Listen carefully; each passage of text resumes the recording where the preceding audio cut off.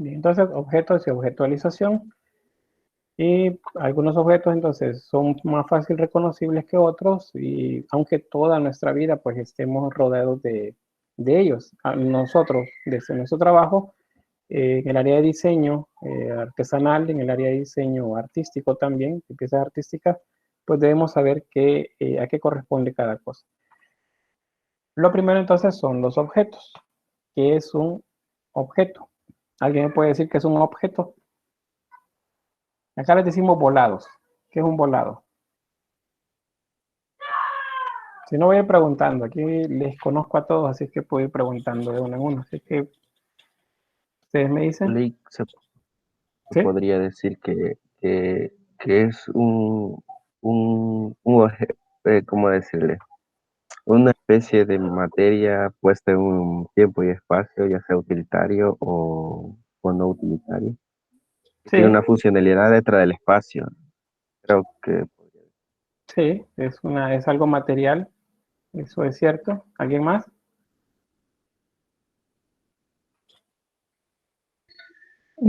Una materia inanimada.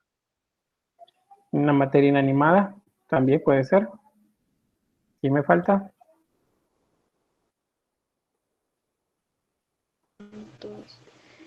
Podríamos decir que es cualquier aparato, un instrumento, algo así. Sí, muy bien, puede ser un sistema o parte de un sistema también, que son los aparatos, por ejemplo. ¿Quién me resta? Quizá como esa parte tangible, o al menos eso pienso yo en esa palabra, o sea, es algo que está ahí, ocupando, como dice Javi, un espacio, pues, y por ende es como tangible al tacto de uno, no sé. Sí, es tangible. Pues bien, las respuestas van en el camino correcto. Los objetos son materia, son algo que podemos observar y podemos percibir a través de nuestros sentidos. Estos objetos están ahí afuera, ya sea con la intervención del ser humano o sin la intervención del ser humano, ahí están. Vamos a ver cuáles son las variabilidades de estos y también cuál es la razón de ser de los objetos. Si ustedes están en el área de diseño, una de las cosas que deben aprender es qué es un objeto. Bueno, el área de diseño cerámica, creo que llevaron diseño ustedes también ya, eh, nos lleva también a eso. Dice, no es que vamos a diseñar, sí, vamos a diseñar, pero ¿qué estamos diseñando? Estamos diseñando objetos y esos objetos tienen una razón de ser.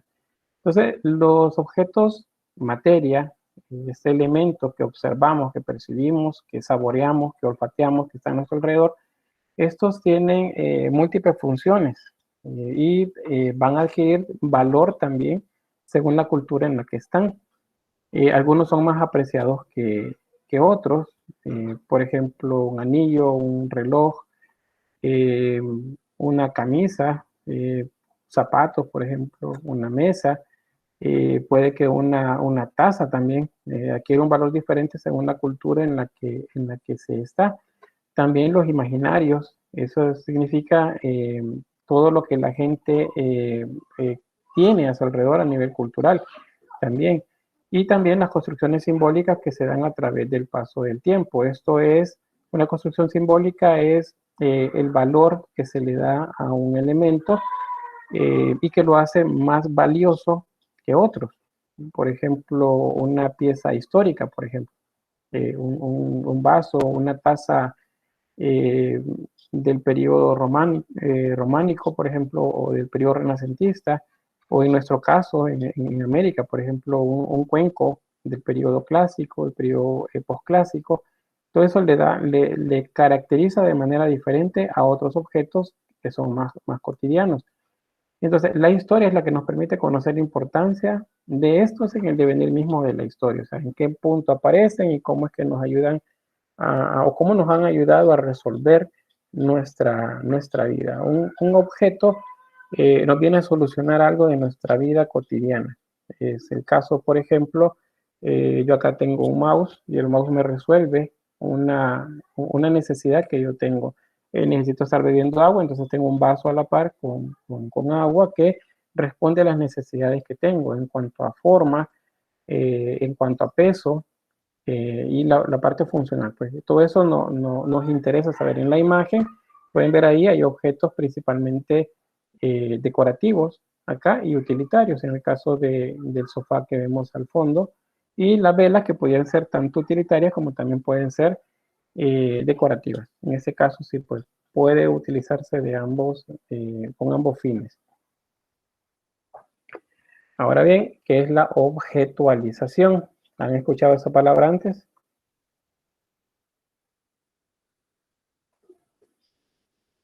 ¿No? Bueno, intuyo que no. La objetualización es la manera como nosotros convertimos aquello que pensamos, aquello que soluciona una necesidad en una forma. Entonces, nosotros cosificamos el mundo, o sea, volvemos cosas todo aquello que necesitamos.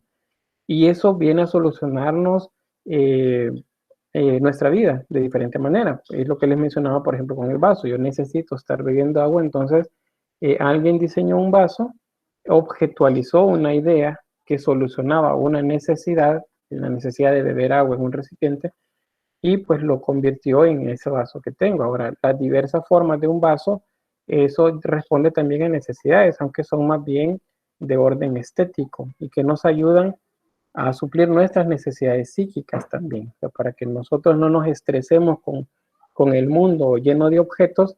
Estos objetos tienen formas, colores que nos ayudan a sentirnos bien. Ustedes, si les gusta el color verde, seguramente hay algo verde en sus casas. Si no les gusta el amarillo, por ejemplo, como a mí, que el amarillo no me gusta en ropa, por ejemplo, yo no tengo ropa amarilla, porque conflictúa con mi interior. Entonces, yo voy a buscar un objeto que me va a suplir mis necesidades, incluyendo las psíquicas, esa necesidad que tengo yo, que nada me saque de un equilibrio que pueda tener. Entonces, esas necesidades de las que se habla acá, pues son básicamente lo que nos lleva a la objetualización. Respuestas tangibles y también intangibles. Las intangibles son procesos, son procedimientos para llegar a conseguir algo, que también eso es parte de esa objetualización de necesidades que tenemos. Y luego esos objetos entonces se originan de procesos de transformación de la naturaleza en general, de eso que tenemos en el mundo a nuestro alrededor. Hay diferentes materiales, formas, colores a nuestro alrededor, y eso es lo que vamos a utilizar para transformarlo en estos objetos que necesitamos. Ahora bien, los objetos los podemos clasificar, y esa clasificación va en dos vías. Una de ellas es la que nos interesa en esta materia más que la otra, pero les aseguro que ustedes ya han visto esto. Según su origen, los objetos son naturales y son artificiales. Según su función, acá, los objetos son utilitarios, decorativos o también son artísticos. Entonces, según el origen, pues son artificiales los que vamos a realizar. Según su función, son artísticos los que nos interesan. Eso es lo que vamos a ver. Entonces, ven que utilitario, decorativo está separado de lo artístico. No es lo mismo. Ustedes no pueden hacer un objeto utilitario y pretender que el objeto es artístico. No puede ser decorativo y pretender que es artístico, si somos así como muy puristas con lo que estamos haciendo. Probablemente algún profesor les habrá dicho, háganme el diseño de una taza decorativa y artística, o artística decorativa, porque se ocupa ese término. Pues no es lo más conveniente, pero puede suceder. Para efectos de esta materia, nosotros no vamos a mezclar. Vamos a separar muy bien cada cosa, y ustedes en la práctica deberían de hacerlo así. De esa manera no sucede, como yo ya lo he visto con exalumnos ahora del área de cerámica, que pretenden vender una taza sería una taza utilitaria con un valor artístico. Entonces luego le asignan el precio de obra artística a algo que yo voy a utilizar para beber café o cualquier otro líquido caliente. Entonces me dicen, no, pero es que es artística, es que no es igual a la otra, es que tiene estos elementos que son decorativos y que la vuelven no sé qué. Además la hice yo, me dicen que esto puede valer mucho en el futuro. Entonces eso es algo artístico, pero me están vendiendo una taza con la que yo voy a beber algo. Entonces el valor que yo le estoy dando es de un objeto utilitario, no de un objeto artístico. Entonces el problema de mezclar una y otra cosa, ustedes deben separarlo siempre. Si es algo artístico, no lo mezclen con lo anterior. Tengan ustedes una línea decorativa, una línea utilitaria y su obra artística, pero no poner algo decorativo y artístico. Tampoco sucede de que metieron un jarrón decorativo al horno, se pasaron de la temperatura, este se derritió, pero se ve bien. Y dice, no, pues esto es artístico. Pues a lo mejor la unicidad la tendrá, pero la intención de ustedes no era una obra artística. Entonces, si esa intención, que es algo consciente, no está presente, la obra no es artística. Eso es algo bastante, que sería como medular en la producción de obras de arte. Por eso a veces llevamos o presentamos obras en selecciones que hacen para concursos, para muestras, y no nos la toman en cuenta. Y es porque cuando la valoran, seguramente la valoraron más como un objeto decorativo o un objeto utilitario, y no como un artista. Entonces, por eso les decía, la conciencia que debemos tener debe ser muy grande sobre qué es lo que estamos haciendo para no cometer errores. Ahora bien, vamos a ver cada uno de estos. Y lo primero es los objetos según su origen. Esto es un repaso así un tanto breve, porque lo que nos interesa más es según su función, porque son los que vamos a trabajar acá en la materia. Entonces, vamos a ver primero los objetos naturales. Estos objetos son todo aquello que encontramos en la naturaleza. Todo, en absoluto todo lo que ustedes puedan ver. Se paran un día enfrente de un bosque y todo eso que está ahí afuera es un objeto natural.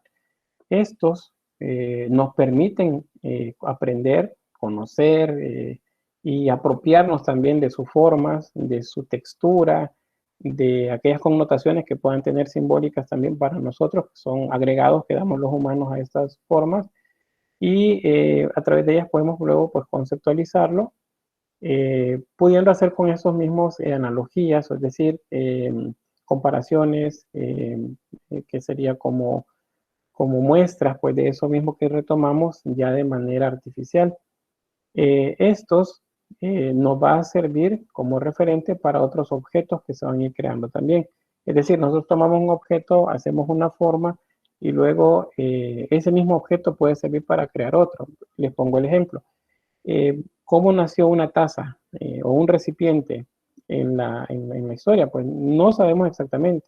Se infiere, es decir, se supone que fue la necesidad, o también la objetualización, la necesidad de tener un cuenco en el que guardar un líquido.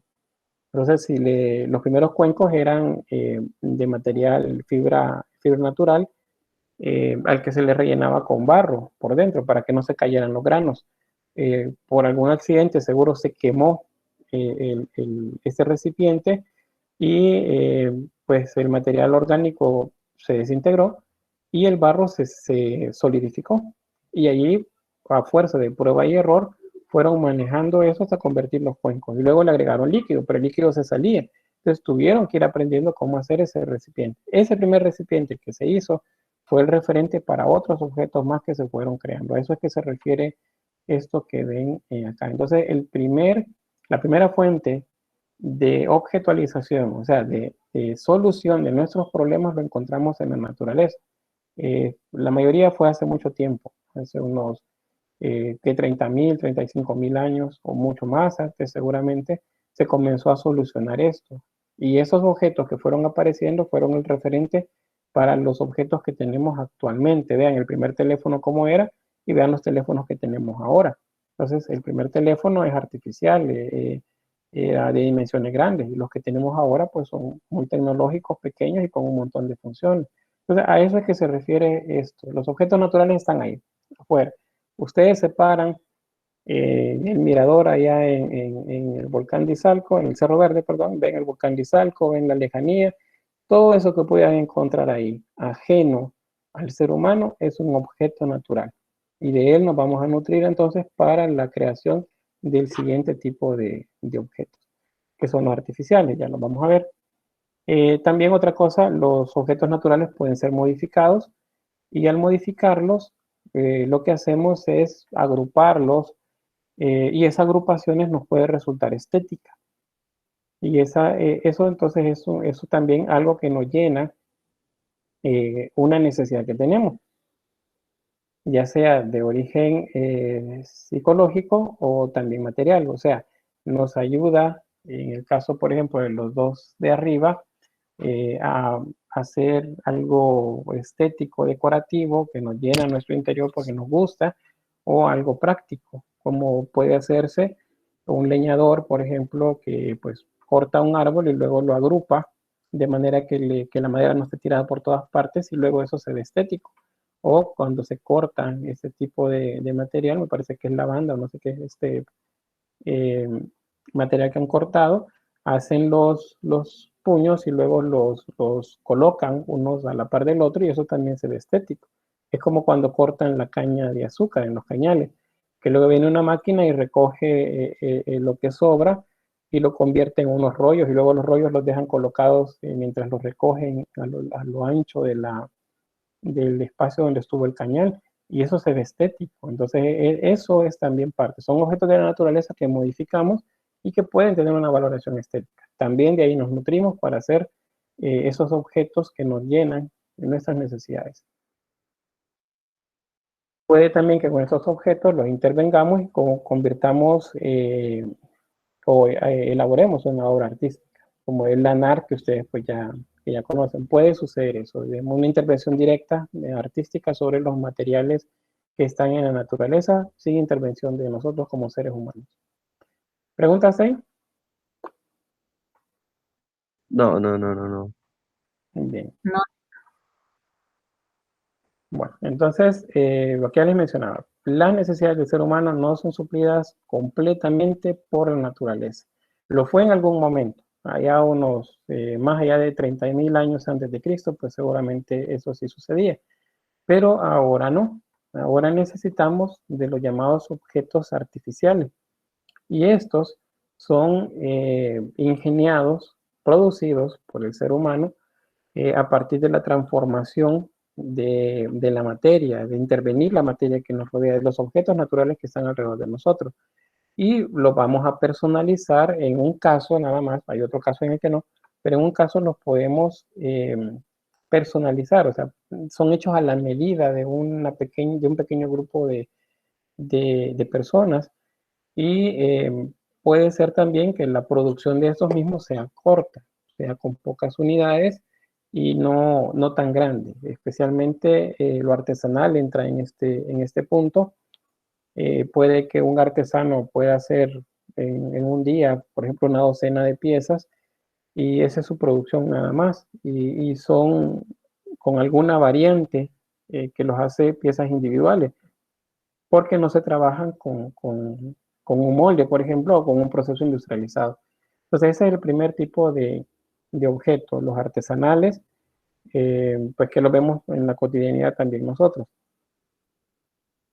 Acá tenemos, pues a partir de la materia prima que es el barro, las técnicas como por ejemplo el torno, pues la elaboración de objetos más que pueden ser decorativos, pueden ser también utilitarios o artísticos, con procesos artesanales. Acá eso quiero que entendamos, que son procesos artesanales.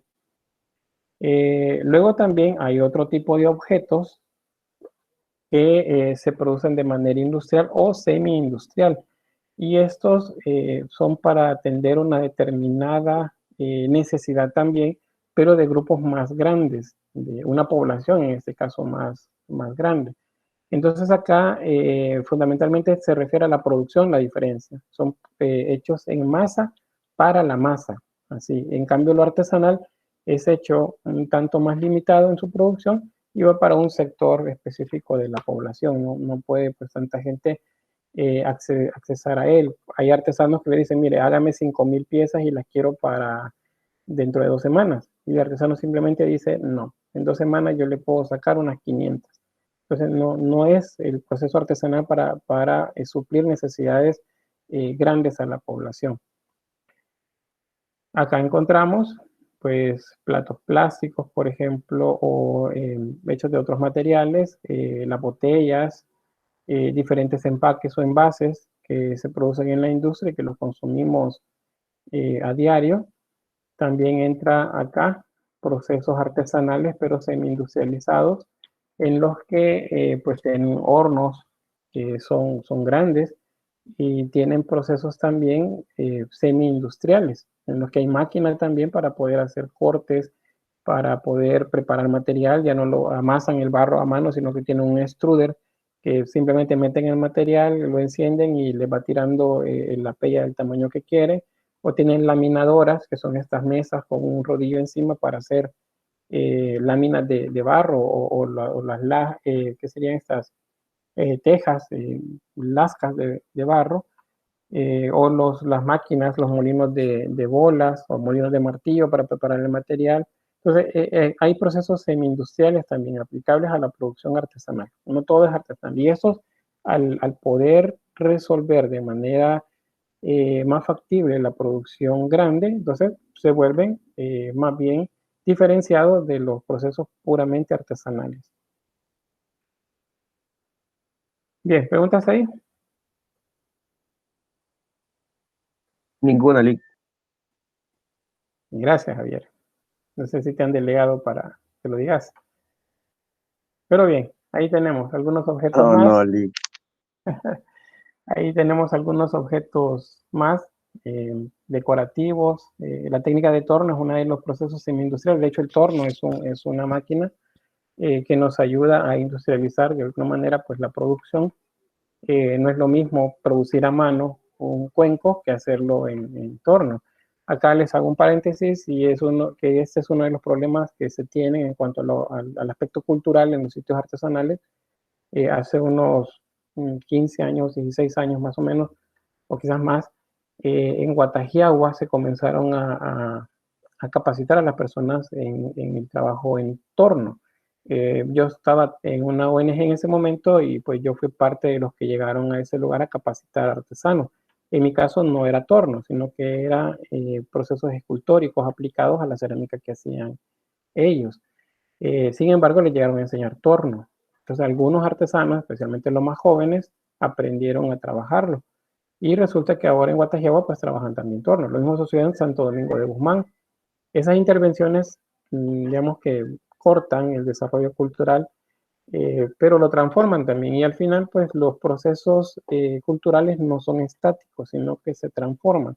Esas transformaciones son las que deben ser lentas, pero al final, pues ahí tenemos una producción muy variada, muy diversificada en Guatajiagua actualmente.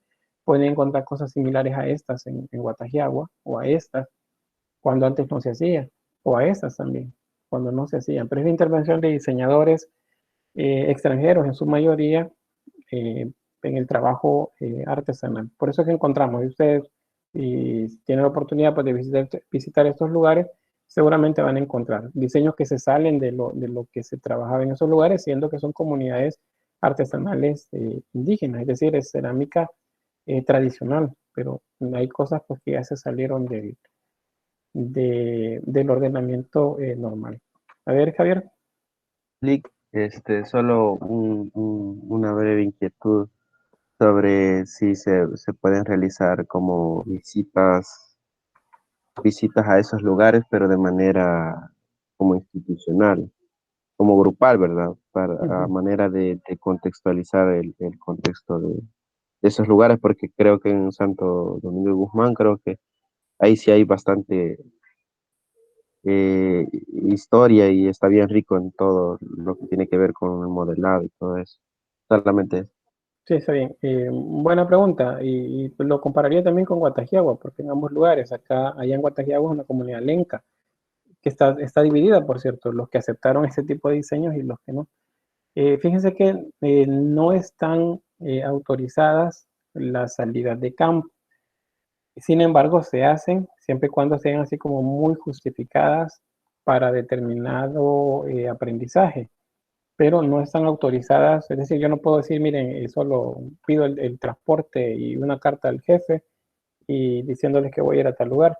Eso no se puede hacer así, debe pasar por el filtro por lo menos de junta directiva, es decir, ellos lo hacen. Hay algunos compañeros que entiendo que están por servicio social moviéndose al interior del país. Esa autorización la hizo Vicerrectoría Académica o Administrativa, una de las dos. Entonces, no es tan fácil hacerlo, pero un profesor lo puede programar y la pudiera hacer. Yo creo que en la medida que vayamos avanzando en los meses y si la situación pues va mejorando, a lo mejor pues habrá la posibilidad de que ustedes pues visiten alguno de estos lugares. Fíjense que hoy que no se hacen, se ven como con mucha necesidad. Hace años, pues íbamos a estos lugares y se dejaron de hacer muchas de estas, especialmente las de Guatajiagua, que son más largas, porque al llegar allá, inmediatamente llegábamos, la pregunta de los estudiantes era, ¿y a qué hora nos vamos a regresar? Y a la hora de hablar con los artesanos, los profesores éramos los que preguntábamos más. Entonces, la actitud que vimos del estudiantado, no digo ustedes, sino de aquel momento, no era la de disposición pues a realmente hacer esos viajes. Por eso le bajaron bastante a las salidas de campo en los años anteriores. No digo el año pasado y ese porque es una situación diferente, pero se le bajó a eso, fíjense, porque no se estaban aprovechando realmente las salidas. Ojalá pues ustedes que no han tenido esa experiencia, una vez la tuvieran, pues sea de verdad para aprovecharla, porque tanto el registro como la experiencia de contacto con esas comunidades es siempre muy importante para ustedes. Pero a ver qué tal. Al menos este mes y el otro no creo que se autoricen tan fácil, pero ojalá esto vaya mejorando y ahí por mayo, junio, pues la situación sea diferente. En mi materia al menos no hay. Bueno, vamos a avanzar acá. Vamos a estar más cerca del final, o al menos de llegar a los objetos que nos interesan más. Vean, el objeto entonces también va a adquirir connotaciones. Connotación es un valor adicional, no es el valor que es. Por ejemplo, taza. Taza no es una taza si hablamos en valor connotativo. Si es una taza, si hablamos en valor denotativo, que es lo que significa y para lo que fue hecho. Entonces, cuando hablamos de connotación, nos referimos a estos valores adicionales que va agregando la obra. Y eso es porque se van convirtiendo en piezas de colección o en piezas históricas también. Y eso pues de alguna manera pues al final tiene que ver con el mercado y pues en el mercado pues se posiciona un producto y luego la escasez de él puede que haga que el precio se eleve, por ejemplo, o la producción, nos conocen las piezas Yadro, pues Yadro dicen, es una de 3.000 piezas. Y bueno, 3.000 piezas es una cantidad muy grande, pero es que son 3.000 piezas distribuidas en todo el mundo. Entonces la edición es limitada, 3.000 piezas es poco. O si dicen, es una producción de 1.000 piezas. 1.000 piezas es una producción limitada. Y pues distribuidas en el mundo la vuelve muy coleccionable y los precios se disparan. Fácilmente pueden encontrar ustedes una pieza pequeña de unos 10 centímetros en $100. Es porque lo venden como un producto que se ha valorizado y se ha posicionado también en el mercado artesanal. Lo venden como una pieza artística y como una pieza decorativa también, de verdad, las dos dimensiones. Al estudiarlo con los criterios se vuelve más decorativa, más que artísticas. Y bueno, luego estas piezas, todo esto tiene que tener un equilibrio en cuanto a las funciones. Eso de las funciones es diferente a los objetos según su función, que es utilitarios, decorativos y artísticos. Las funciones prácticas, simbólica y estética son adicionales a esto. Entonces vamos a ver primero los objetos según su función. Ya vimos los objetos según su origen, que son naturales o artificiales. Según su función, principalmente ¿cómo se llama esto? Los artificiales, es decir, los que fueron producidos con algún tipo de artificio o técnica. Entonces, esos objetos son tres. Los primeros que vemos acá son los utilitarios y estos tienen entonces una funcionalidad adicional además de la estética. O sea, no solo se ven bien, sino que deben ser utilizados para algo. Esa funcionalidad es el centro de ellas. Lo estético no. La parte estética está relegada por la práctica. Entonces, en esta categoría van aquellos objetos que tienen usos específicos, son útiles, es decir, sirven para algo más que no sea solamente adorno. Ustedes ven un vaso, por ejemplo, y un vaso les puede parecer bonito, es algo que les gusta, y entonces ustedes lo compran. Entonces, aparte que les gusta y le llena esas necesidades psíquicas, entonces el vaso debe ser utilizable. Pero si el vaso tiene un agujero en algún lugar, el líquido se le va a salir. Entonces ya no sirve para lo que fue hecho. Y les genera a ustedes estrés, les genera un choque que rompe esa armonía que ustedes tenían con el objeto. Entonces al final lo dejan colocado por ahí, bueno, ni modo, quedó solo para decorar, porque no lo puedo usar. Lo mismo sucede con objetos que ustedes hacen que son prácticos, o pueden hacer que son prácticos, pero le agregan demasiados elementos decorativos,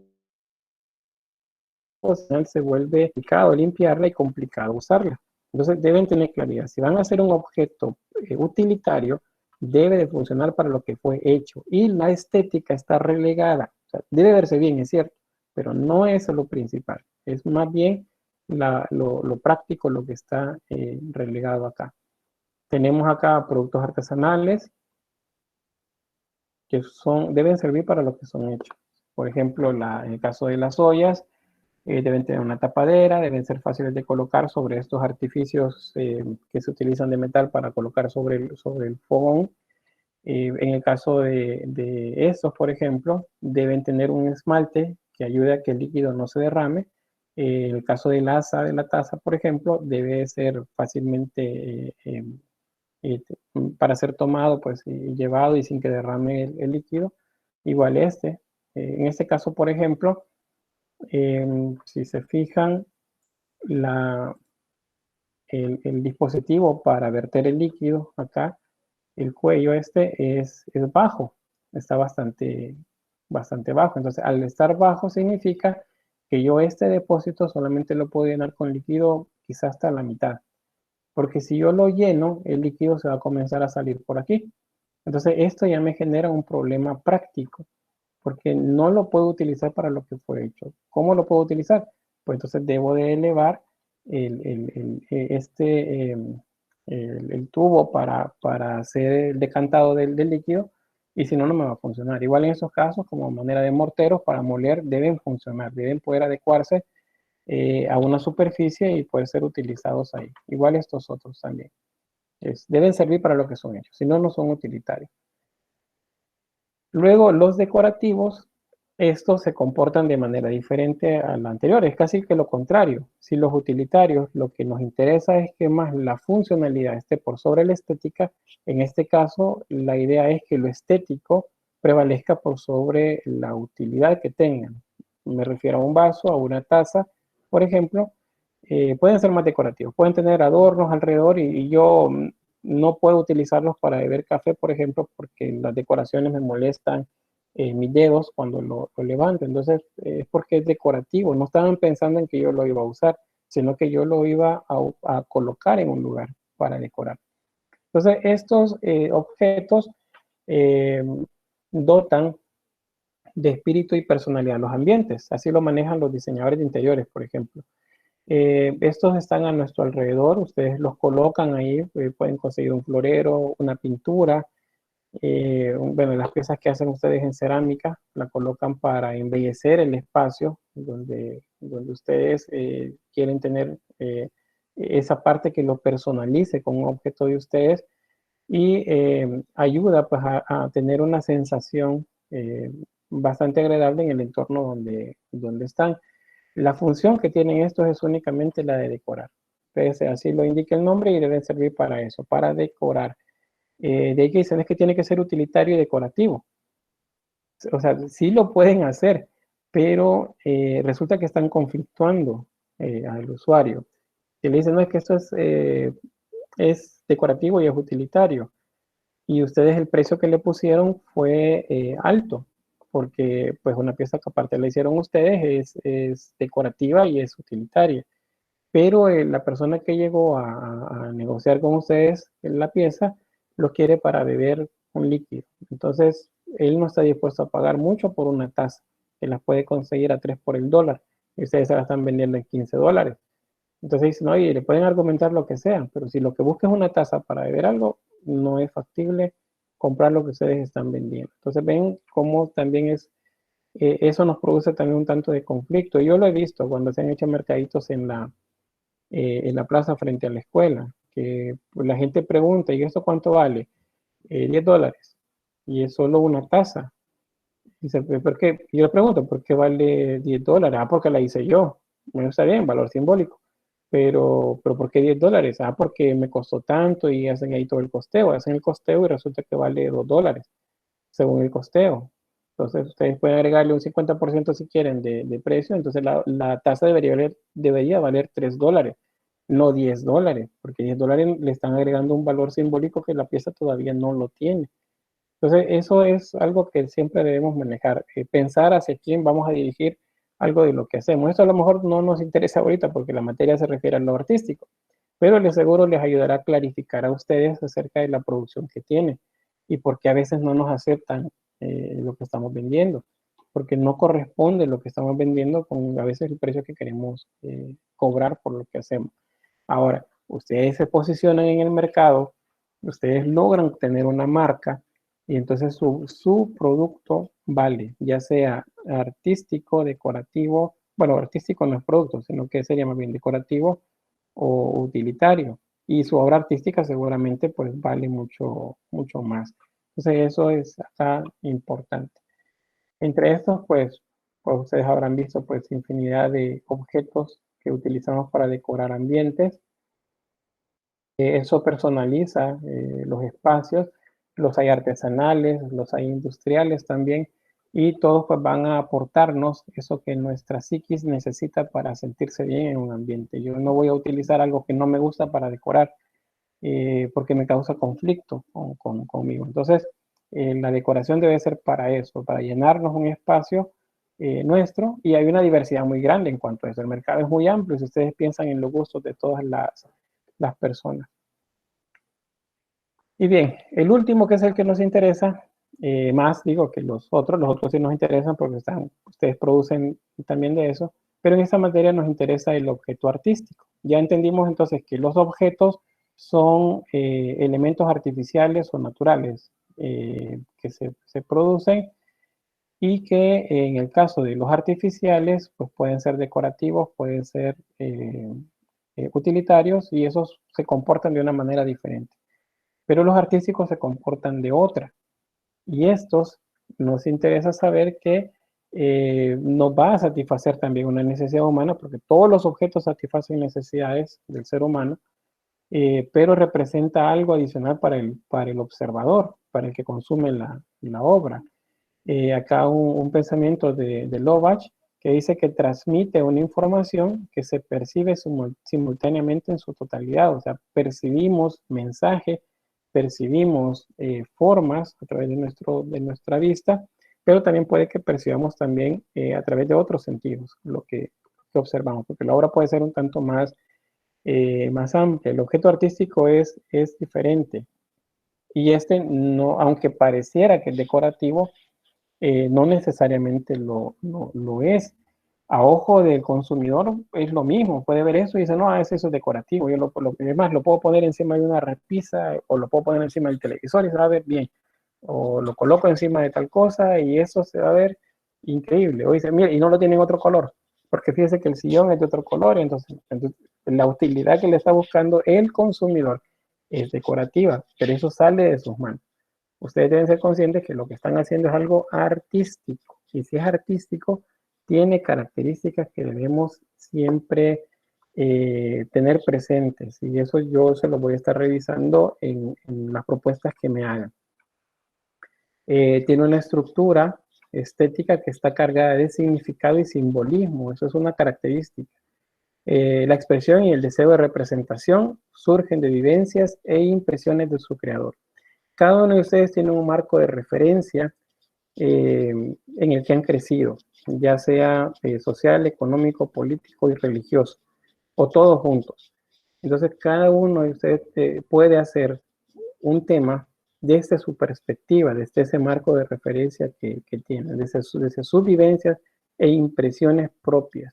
ninguna obra podría ser igual en ese sentido. Yo les doy como tema, por ejemplo, el tema es pandemia, algo que está de moda ahorita. Y cada uno de ustedes va a resolverlo dependiendo de cómo vivió eso. Entonces, a eso se refiere que son vivencias e impresiones del creador de la obra. De ahí que pueda tener pues diferentes materiales de construcción y diferentes formas también. Formas me refiero a volumétricas y la intencionalidad también con la que se hace. Y luego ustedes la ven y dicen, pero es que eso es decorativo, yo lo puedo decorar. Y pueden decorarlo, pero en ese momento ustedes están pensando como consumidores. Y como consumidores, si no saben que es algo artístico, que algo que tenga valor artístico, pues no van a dárselo y no les van a querer aceptar esto como algo efectivamente de arte. Puede que ustedes estén hablando a través de la utilización de elementos del alfabeto visual como la textura, el color, la forma, el volumen, la luz. Están utilizando esto para representar la fragmentación social o la fragmentación de la familia. Y ustedes, en la obra se llama, que sería infancia, es decir, infancia truncada, por ejemplo. Y entonces ustedes le han dado un valor simbólico a esto. Y entonces para ustedes esto no es decorativo. Como creadores, oigan bien, como creadores, como consumidores, ustedes le presentan esto a alguien y dicen, no, eso se ve bien en la oficina, me queda en una esquinita. No le está dando el valor, pero ustedes sí. Ustedes deben tener esa conciencia de lo que están haciendo. Otro es este que ven acá. Puede que el tema sea ecológico y entonces el autor a través de la obra lo que coloca es pues esa que sería como equilibrio que a lo mejor busca entre la naturaleza y el ser humano. Y ahí vemos que está dividido en dos secciones, son dos pájaros, tiene un elemento que pareciera que se fuga hacia el centro, que hay una concentración o una disolución al mismo tiempo de formas de color, y entonces eso le da, según el autor, pues esa connotación ambiental y de protesta, pues podría ser a lo mejor con el ambiente, o con lo que sucede con el medio ambiente. Entonces, eso debemos tenerlo claro. La conciencia es de ustedes como creadores. No pueden controlar lo que el consumidor piensa acerca de lo que está viendo frente a ustedes, pero ¿por qué unas obras se las aceptan y otras no en galerías o en concursos? Pues tiene que ver con lo que están presentando. Están presentando algo decorativo y lo quieren hacer pasar como algo artístico. Y dice, no es que es artístico porque es que solo hice uno. Pues está bien, el criterio que cumple es el de unicidad, pero ¿y el mensaje? Pero la utilización de elementos del alfabeto visual en función a proyectar la temática que se está haciendo y el discurso también que manejan ustedes con él, todo eso tiene que ver. Acá otros ejemplos más. Les coloco eso porque es a veces como que lo que más vemos, ¿verdad? Los jarrones, que decimos que son artísticos, y bueno, pero es que ahí no hay nada, yo no veo que diga nada en la obra, bueno, está bien, este tiene colores naranja, tiene algo atravesado arriba, tiene un espacio vacío, tiene algo más por ahí, pero no me dice nada. Eso es una respuesta que se esperaría del consumidor, pero el creador cuando hizo esto, él pensó seguramente pues, en algo que le motivaba a crear la obra con esas dimensiones. Si se fijan, igual que el anterior, pues podríamos decir que es casi que el mismo autor, por las formas que tiene, por esa tendencia o línea de trabajo que lleva. Igual este otro que ven acá, a veces es un jarrón, dicen, es un jarrón decorativo. Puede ser decorativo si el artista lo pensó de esa forma, pero ¿y qué tal si esto se refiere también a procesos dentro de la naturaleza o algo que implique una ruptura con el universo pues alrededor de nosotros? Entonces, eso es las características, quizás para ir avanzando porque ya me estoy pasando del tiempo y se me van a ir poniendo ustedes cada vez con menos atención. Lo primero es que son producto de la percepción de la realidad y de la imaginación del artista. Eso es lo principal.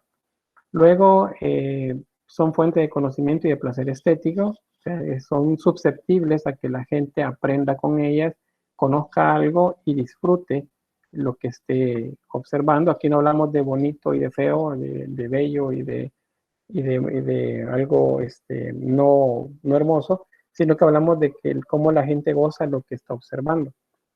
Están abiertos a nuevas interpretaciones, ayudan a formar nociones más exactas de la vida, son únicos, de lo que ya les mencionaba, que dice que yo solo hice uno, entonces es artístico, es un criterio nada más el que está cumpliendo la unicidad, pero y todo lo demás, entonces vean que no es tan fácil, debe cumplir con ciertos criterios para que funcione, y eso es de manera consciente, no puede entrar la pieza al horno y se derritió adentro, se torció y luego la sacan y se dice, ah, no, esto es artístico, lo voy a presentar en tal concurso, o lo voy a presentar para tal selección. No funciona así. Después no me lo aceptaron y aceptaron unas cosas todas feas. Pero es que algo de esas cosas feas tenían que haber dicho. Entonces, hay que tomar conciencia de eso. A unos ejemplos, pueden ver la destrucción y construcción luego a partir de esas partes de formas más dinámicas. Otras más. Dicen, no, pues es que eso fácilmente es decorativo. Sí, pero lo están viendo ustedes como consumidores y no podemos hacer nada con lo que el consumidor piensa.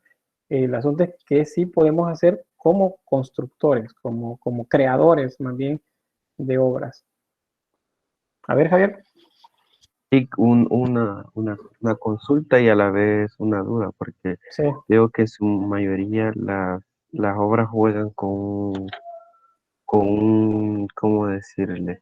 Con una especie de simbolismo de espiral y que tiene que ver bastante con la ley áurea. Bueno, las representaciones que está dando en este lapso de la diapositiva, ¿vale? Entonces, mi pregunta es que la verdad es que se le tiene que aplicar como una base fundamental para la creación de una obra artística, porque ese es un número, como el número de la armonía, ¿verdad? Entonces, Uh-huh. para cada obra se tendría que ir implícita en ese formato, porque para la creación puede ser ya sea las dimensiones, jugar con el espiral, o que tenga que ver con un ciclo, ¿verdad? Entonces, se tendría que ser bien específico que para que sea un objeto representativo tendría que jugar con esa misma lógica. ¿Cuál es la lógica? Ahí me perdí un poquito. Con la lógica La lógica de la ley áurea, ajá. O sea, uh-huh. porque la mayoría se están representando como lo que hace, ajá, con esa, ¿verdad? Va como una especie de espiral, pero también juega con su forma. Entonces, eh, sería que la ley áurea también juega bastante un papel fundamental a la creación de una obra, o será del artista en específico. Depende del artista en específico. Si el artista considera trabajar su obra desde un punto de vista clásico, el arte clásico, entonces aplica la sección áurea, solamente en ese caso, pero no es así.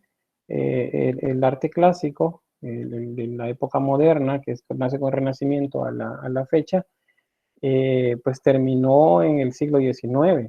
Pero del siglo XIX aparecen las vanguardias, y de las vanguardias para acá no se aplica necesariamente la sección áurea.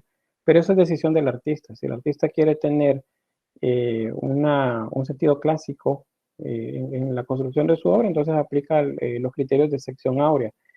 Pero si no, no.